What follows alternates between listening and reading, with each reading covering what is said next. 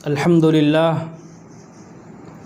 لله حمدا كثيرا مباركا فيه مباركا كما يحب ربنا ويرضى، والصلاة والسلام على نبيه المجتبى المبعوث إلى العرب والعجم وعلى آله وأصحابه البررة، أما بعد۔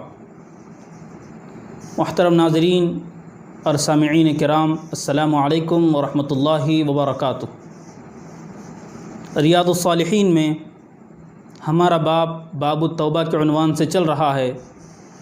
اس کی 2-4 احادیث گزر چکی ہیں، مزید احادیث باقی ہیں جو آپ حضرات کی خدمت میں پیش ہیں۔ بسم اللہ الرحمن الرحیم۔ وعن ابی موسیٰ عبد اللہ بن قیس الاشعری رضی اللہ عنہ عن النبی صلی اللہ علیہ وسلم قال ان اللہ تعالی یبسط یدہ باللیل لیتوب مسیء النہار وَيَبْسُطُ يَدَهُ بِالنَّهَارِ لِيَتُوبَ مُسِيءُ اللَّيْلِ حَتَّى تَطْلُعَ الشَّمْسُ مِن مَغْرِبِهَا، رواہ مسلم۔ حضرت ابو موسیٰ عبداللہ بن قیس الاشعری رضی اللہ عنہ صحابی رسول ہیں۔ وہ روایت کرتے ہیں کہ نبی پاک صلی اللہ علیہ وسلم نے ارشاد فرمایا، اللہ تعالیٰ اپنے ہاتھ کو رات میں پھیلاتا ہے تاکہ دن کا گنہگار توبہ کرے، اور دن کو اللہ اپنا ہاتھ پھیلاتا ہے تاکہ رات کا گنہگار توبہ کرے۔ یہ سلسلہ چلتا ہے یہاں تک کہ سورج مغرب سے طلوع ہو۔ اسی سے ملتی جلتی ایک روایت آگے ہے۔ وعن ابی ہریرہ رضی اللہ عنہ قال قال رسول اللہ صلی اللہ علیہ وسلم من تاب قبل ان تطلع الشمس من مغربها تاب اللہ علیہ، رواہ مسلم۔ حضرت ابو ہریرہ رضی اللہ عنہ روایت کرتے ہیں کہ نبی پاک صلی اللہ علیہ وسلم نے ارشاد فرمایا، جس نے اللہ کی بارگاہ میں توبہ کی سورج کے مغرب سے طلوع ہونے سے پہلے تو اللہ اس کی توبہ کو قبول کرے گا۔ یہ روایت مسلم کی ہے۔ ان 2 احادیث میں جیسا کہ اوپر بات آئی کہ توبہ سے اللہ بہت خوش ہوتے ہیں، اس میں بھی یہ بات معلوم ہوتی ہے کہ اللہ کی رحمت، اللہ کی مغفرت ہمیشہ اس کا دروازہ، اللہ کی رحمت کا دروازہ کھلا ہے۔ اس میں ایک قید یہ لگائی کہ اللہ اپنا ہاتھ رات کو پھیلاتا ہے تاکہ دن کا گنہگار اللہ کی بارگاہ میں توبہ کرے، اور دن کو اللہ دن میں اپنا ہاتھ پھیلاتا ہے تاکہ رات کا گنہگار اللہ کی بارگاہ میں توبہ قبول کرے۔ اس کا مطلب یہ ہے، ہاتھ کو پھیلاتا ہے مطلب اللہ کی رحمت اور مغفرت کا دروازہ کھلا ہوا ہے۔ بندہ چاہے جب اللہ کی بارگاہ میں توبہ کرے، بندہ چاہے جب اللہ کی بارگاہ میں استغفار کرے، کہ استغفار کا، توبہ کا کوئی وقت مقرر نہیں ہے، بلکہ بندہ جب چاہے اللہ کی بارگاہ میں توبہ کر سکتا ہے، اللہ کے حضور میں آ کر استغفار کر سکتا ہے۔ یہ اس حدیث پاک میں بتانا مقصود ہے۔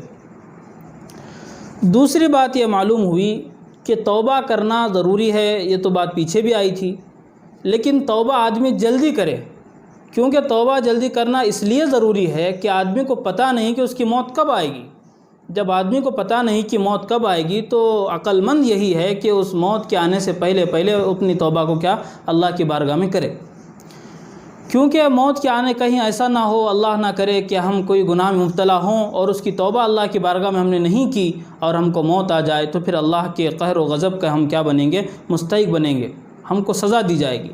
تو یہ بات ہے کہ پہلی بات تو یہ ہے کہ آدمی جب بھی گناہ ہو جائے فوراً اللہ کی بارگاہ میں رجوع کرے، اللہ سے رجوع کرے۔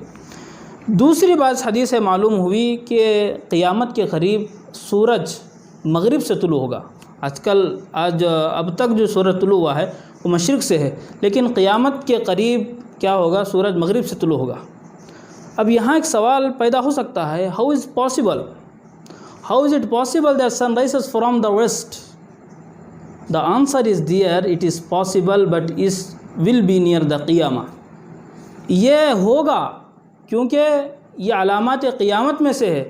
قیامت کے قریب جو علامات کا ظہور ہوگا، ان علامات میں سے علامت یہ بھی ہے کہ سورج مغرب سے طلوع ہوگا، اور یہ حد ہوگی کہ سورج مغرب سے طلوع ہونے کے بعد نہ کسی کا ایمان کام آئے گا، نہ کسی کی توبہ اللہ کی بارگاہ میں معتبر ہوگی، کہ وہاں سے سورج طلوع ہونے کے بعد اگر کوئی اللہ کی بارگاہ میں توبہ کرتا ہے تو پھر اس کی توبہ قبول نہیں ہوگی۔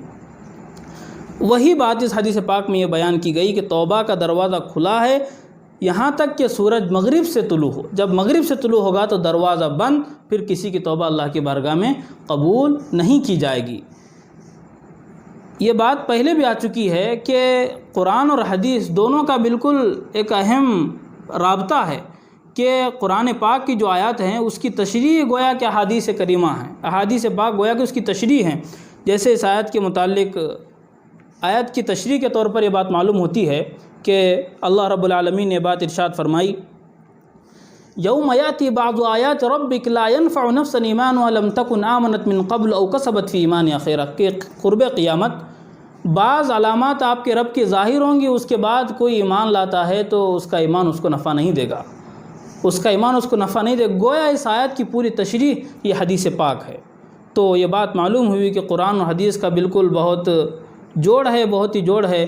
گویا قرآن پاک کی جو آیات ہیں اس کی تشریح ہے احادیث، تو اس سے بات معلوم ہوئی۔ تیسری بات جو اگلی حدیث میں بیان کی گئی، وعن ابی عبد الرحمن عبد اللہ بن عمر بن الخطاب رضی اللہ عنہما عن النبی صلی اللہ علیہ وسلم قال ان اللہ عز وجل يقبل توبۃ العبد ما لم يغرغر۔ حضرت عبداللہ بن عمر بن خطاب رضی اللہ عنہما سے روایت ہے، فرماتے ہیں کہ اللہ کے رسول صلی اللہ علیہ وسلم نے بات ارشاد فرمائی، اللہ تعالیٰ اپنے بندے کی توبہ کو اس وقت تک قبول کرتے ہیں تب تک کہ بندہ حالت نزا میں نہ ہو، حالت سکرات میں نہ ہو۔ اب یہاں اصولی بات بیان کی ہے شارحین نے کہ موت کے وقت آدمی کی دو حالتیں ہوتی ہیں، موت کے قریب آدمی کی دو حالتیں ہوتی ہیں، ایک حالت یاس، ایک حالت غرغرہ، یہ حالت نزا۔ حالت یاس کہتے ہیں کہ آدمی کو اس ظاہری اسباب اس طرح معلوم ہوتا ہے کہ طبیعت اس قدر بگڑ جاتی ہے کہ آدمی کو مزید زندگی کی امید نہیں ہوتی، اسے امید نہیں ہوتی کہ اور میں جیوں گا، تو اس وقت آدمی توبہ کرتا ہے تو اللہ کی بارگاہ میں توبہ قبول کی جائے گی۔ لیکن ایک حالت ہوتی ہے حالت غرغرہ، جس کو ہم حالت نزا یا حالت سکرات کہتے ہیں، جس میں عالم برزخ کے تمام احوال منکشف ہوتے ہیں، فرشتے نظر آنے لگتے ہیں۔ تب اگر کوئی توبہ اللہ کی بارگاہ میں کرتا ہے، تب کوئی ایمان لاتا ہے، تو پھر اس کا ایمان لانا، اس کی توبہ کرنا یہ اللہ کے پاس معتبر نہیں ہو۔ تو یہ حدیث بھی گویا کہ ایک آیت کریمہ کی تشریح کے طور پر بیان کی گئی، وَلَيْسَتِ التَّوْبَةُ لِلَّذِينَ يَعْمَلُونَ السَّيِّئَاتِ حَتَّى إِذَا حَضَرَ أَحَدَهُمُ الْمَوْتُ قَالَ إِنِّي تُبْتُ الْآنَ، کہ ان لوگوں کی توبہ معتبر نہیں ہوگی جنہوں نے برے اعمال کیے، جب ان کی موت کا وقت قریب آیا تو انہوں نے کہا تبت الآن، میں نے توبہ کی، تو یہ توبہ اللہ کی بارگاہ میں معتبر نہیں ہوگی۔ تو دو باتیں بیان کی گئی، ایک حالت یاس، یعنی آدمی اتنا کمزور ہو گیا، اسے محسوس ہونے لگا کہ اب میں نہیں جی پاؤں گا اور زیادہ میری زندگی اب نہیں ہو پائے گی۔ دوسری حالت ہوتی ہے حالت سکرات، کہ جہاں پر عالم برزخ کے تمام احوال اس کے سامنے کھول دیے جاتے ہیں، فرشتے اس کو نظر آنے لگتے ہیں۔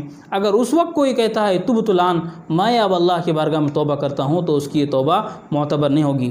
حقیقت تو یہ ہے کہ آدمی پہلے گناہ ہی نہ کرے، اگر نادانی کی وجہ سے ہم سے کوئی گناہ ہو جائے تو ہم اللہ کی بارگاہ میں فوراً رجوع ہو جائیں، فوراً اللہ کی بارگاہ میں توبہ و استغفار کریں۔